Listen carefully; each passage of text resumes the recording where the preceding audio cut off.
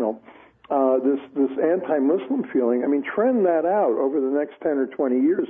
It's happening. Well, and here's the thing about that, too, though, Fred. I mean, these people, a lot of them are the worst of the Bush supporters from a few years ago, and I'm not overlooking that. But, I mean, what they're mad about really is very legitimate, is the state of the economy, mostly. Yeah. And, of course, you know, it's true, they support the Pentagon, which is the root of our problem mostly. But, you know, it seems like to me, I don't know, I actually just replayed my interview from last Friday with Ron Paul, where he said that, and, you know, I come from much more that direction. And he says, look, you know, we shouldn't try to demagogue and out-demagogue them. We need to just explain what the truth is in a calm and reasonable way and whatever. But you know what? That's more his style than mine. My thing is that as long as we're all demagoguing, we ought to be demagoguing against Larry Summers and the people in the, I would argue, the state who were the ones who brought us to this mess. Alan Greenspan and Ben Bernanke above all. And the last few Secretary Treasuries and presidents and the rest of them. They are the ones who have brought us to this crisis with their empire, and they're the ones who are telling, of course, the Tea Party is a kind of a populist uprising from below, and of course the rich and the powerful are trying to convince them, and it's not hard, that the enemy is Islam, the enemy is Mexicans, the enemy is the gay people and whatever, when what we ought to all be agreeing on together instead of all this division, what we ought to all be agreeing on is it's the 1/2 of the 1% who control Wall Street and who control the state.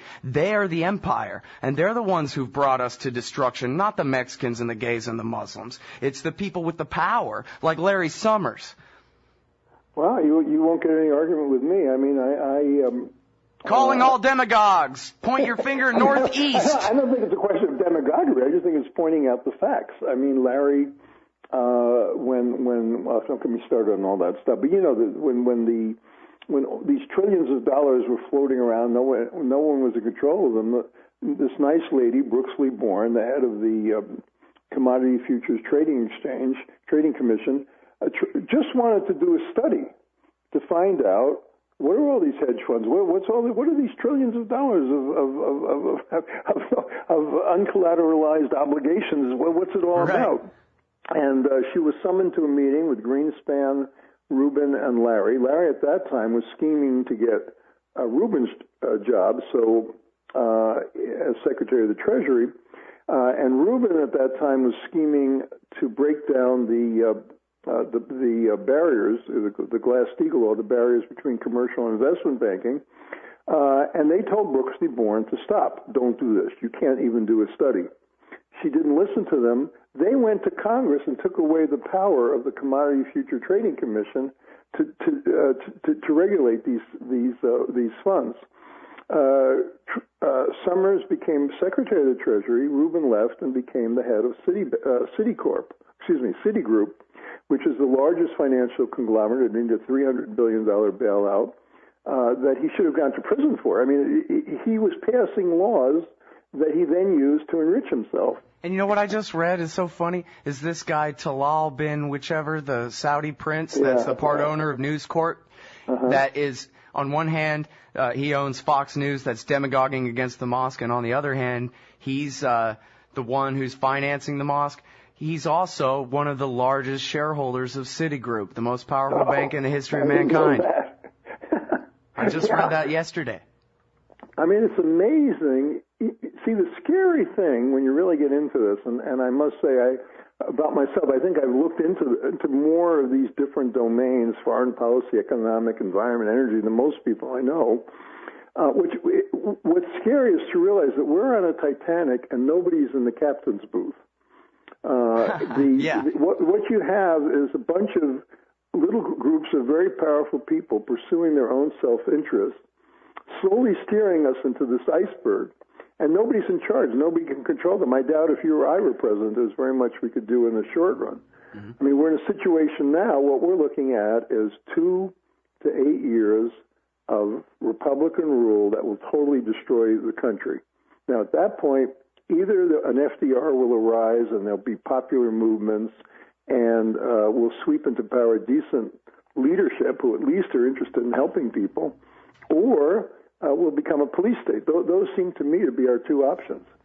Yeah, well, under FDR, they rounded up all the Japanese and put them in internment camps, so I'm not sure he's the model we want to follow too much.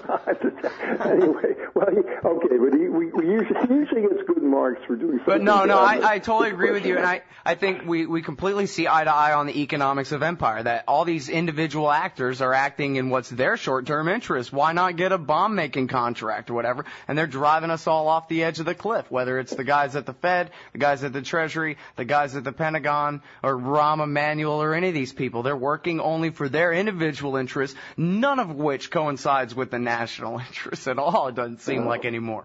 See, here's our dilemma, that if you go back to 1945, the U.S. wins World War II, we own over half the world's wealth. Through the Marshall Plan, using strict Keynesian policies, we spread the money, then they start buying all our goods, and we have 20, 30, 40 years of healthy economic growth, arguably at least 20 years to 25 years of healthy economic growth. Now, during that period, a lot of unhealthy habits got built up. Just as one example, it was a debt-fueled expansion, but it was okay because we were also producing goods and services that other people wanted to buy. Our problem today is that our economic situation is entirely different. We're basically living on borrowed money and borrowed time. We're not producing goods and services sufficient to allow our economy to expand on its own. And of course, we're overextended. We're wasting hundreds of billions of dollars a year on the military. We're accomplishing nothing as the Chinese come in behind us and go into Afghanistan and get all the copper and all the minerals and all the oil. Well, we're sending our young Americans to die to protect Chinese economic interests. They then lend us the money back, so we'll fight more wars for them so that they can get more of the resources. I think you just hit how to get right-wingers to turn against war. Explain to them that the U.S. Army is the security force for the Chinese billionaires. Or maybe better call them the Chi-Coms.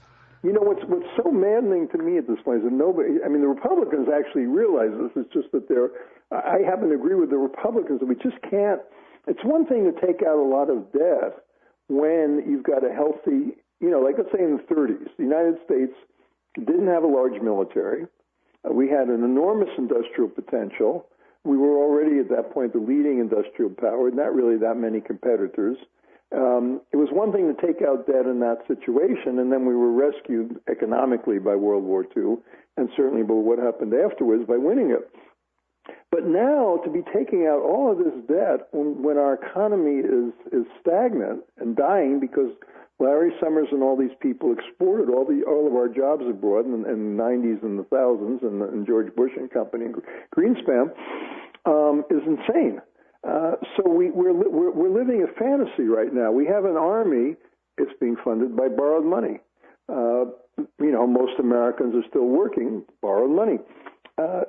We're heading for, in my opinion, a major, major crash. I don't see how we can continue. You can't keep running $1.5 trillion deficits and all the rest of it. Mm-hmm. Now, on the other hand, the Republicans come in and use that not to stop the military expansion. No, they keep funding that, more tax breaks for the rich, and they're gonna, you'll have millions of Americans living in cars over the next 5 years, which will create a lot of protests, a lot of dissent, I just see us we're on the verge of falling apart as a nation, in my opinion.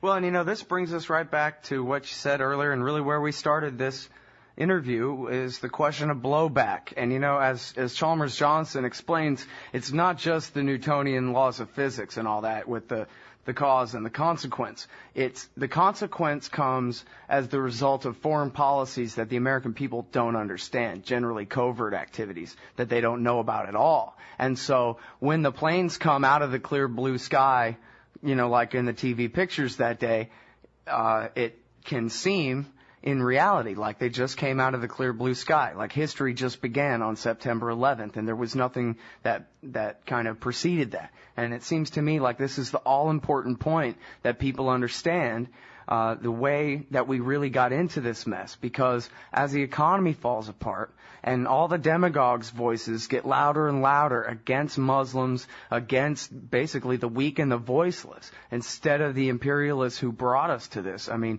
witness Glenn Beck's rally for the military and against state power yesterday at the Lincoln Memorial. We could be in real trouble here if we don't get our first question straight, which is who were those people that day, and why would they do such a thing, which we still haven't got right after, going on 9 years now.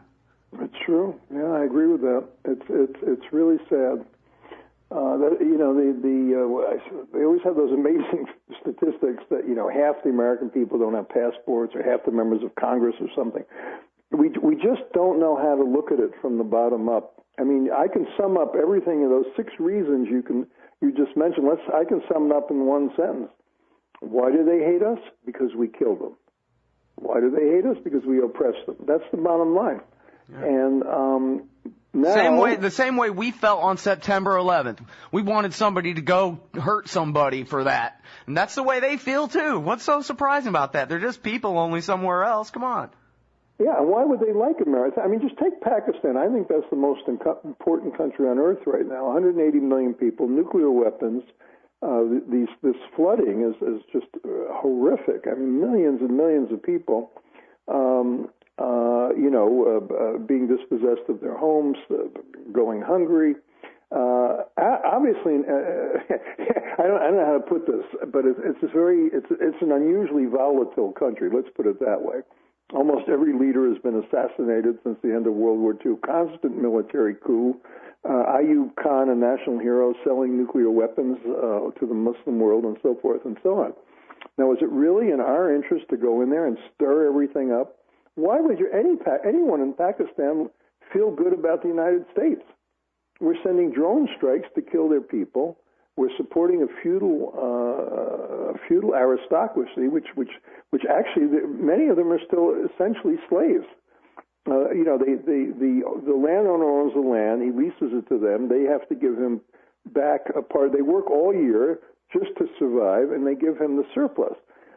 And now, why should they like America? But nobody ever in this country ever asked that question, and nobody's interested in how the Vietnamese felt after we killed, wounded, and made homeless over 16 million of them. And that's our biggest mistake. You know what's surprising to me? Maybe you can answer this question for me. I'm not saying I regret this or anything, believe me, but it's just a curious thing to me that, when I read that America dropped 75 million cluster bombs on Laos and that they still explode and kill people hundreds of times a year, almost 2 generations later, I wonder why there aren't Laotian suicide attackers. I wonder why, is it just the kind of, they believe in karma, so what goes around is going to come around anyway, and so they don't have to do it? Is it just the philosophy of life, or what has earned us immunity from permanent reprisals by the people of Indochina? Well, that's a good question. I would say Laotians, it's where I lived for 4 years, and the cluster bomb issue is very personal to me. I interviewed an awful lot of refugees during the bombing, and I've seen the effects of the cluster bombs blowing up after the bombing. They're very weak. They happen to be very nice people, but even the Vietnamese, when the war ended, they had so many problems at home. They had no interest in expanding, beyond Southeast Asia, or beyond Indochina. I mean, they just couldn't even cope with their own problems. And also they're highly civilized. I mean, the Vietnamese have a very long civilization. So do the Muslims, but you do have these extremist elements there that I've never seen in Vietnam. I mean, in the old days, now looking back on it, the Vietnamese so-called communists were pretty humane. I mean, they didn't attack their own citizens directly.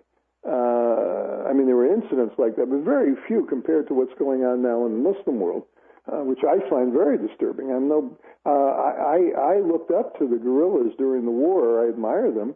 But now in the Muslim world, I can't find anybody to admire. So it's a really bad scene, and I think what we need are wise care